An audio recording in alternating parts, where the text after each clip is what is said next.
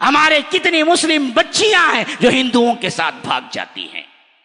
بھاگ نہیں جاتی بلکہ بھاگ کے الٹا ماں باپ پہ کیس کرتی ہیں کہ یہ وہ لوگ ہیں جو ہم کو واپس لانا چاہتے ہیں، ہم آنا نہیں چاہتے۔ لڑکیاں نہیں،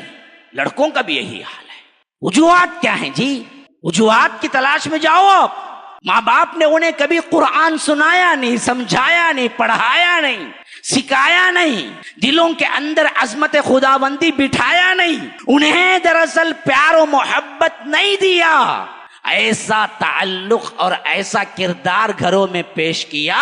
کہ بیٹی کہتی ہے کہ یہ باپ کہنے کے لائق نہیں، یہ ماں کہنے کے لائق نہیں، میں بھاگتی ہوں، ہندو ہی صحیح لیکن گھر سے چھٹکارا ملا تو بس مجھے کافی ہے، کیونکہ اس گھر کے ماحول نے مجھے تنگ کر کے رکھ دیا، گھر مجھے پسند نہیں ہے۔ ان گھروں کے یہ ماحول تم نے پیش کیے، اسے 19 سال 20 سال 18 سال 17 سال تم نے جو گھر کے ماحول اسے پیش کیے، اس سے اسے محبت نہیں ہے۔ وجہ یہ ہے کہ تم نے اسلامی ماحول اپنے گھروں میں پیش نہیں کیا، جو اسلام باپ کہتا ہے ان اصولوں پر چلتے اور وہ محبتیں بیٹی کو دیتے، جو ماں کہی جاتی ہے اس کا نمونہ وہ پیش کرتی ماں، تو پھر ماں باپ کو چھوڑ کر کوئی دیوانی نہیں ہے جو ایک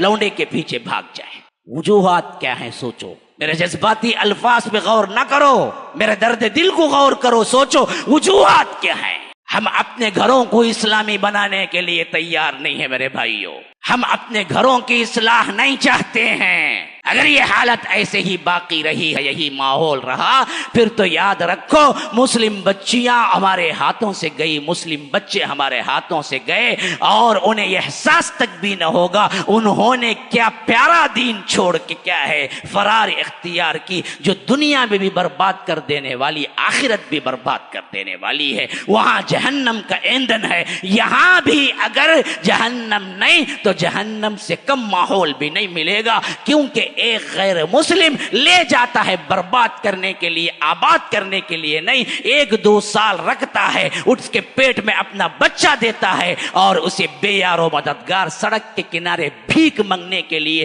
کہیں چھوڑتا ہے، غائب ہو جاتا ہے۔ ایسے سینکڑوں واقعات بالکل تاریخی ثبوت کے ساتھ میں دے سکتا ہوں۔ یہی حالت ہو رہی ہے اور ہم بیٹھے ابھی بھی تماشائی بنے ہوئے ہیں۔ تو یاد رکھو ایسے تماشائی لوگوں کے لیے، انسانوں کے لیے اللہ کے پاس کوئی نتیجہ نہیں ہے، بلکہ اللہ بھی حالات کے سپرد کر دیتا ہے۔ انہی کے بارے میں فرمایا کہ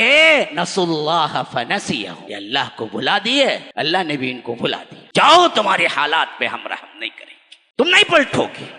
تم سدھرو گے نہیں، تم اصلاح کی نیت ہی نہیں رکھتے، تم سمجھتے ہی نہیں ہیں، تم نہ خود پڑھتے ہو، نہ دوسروں کو پڑھاتے ہو، نہ اپنی بچیوں کو تعلیم دلاتے ہو۔ قرآن کریم کی تعلیم منبع ہے نور کا۔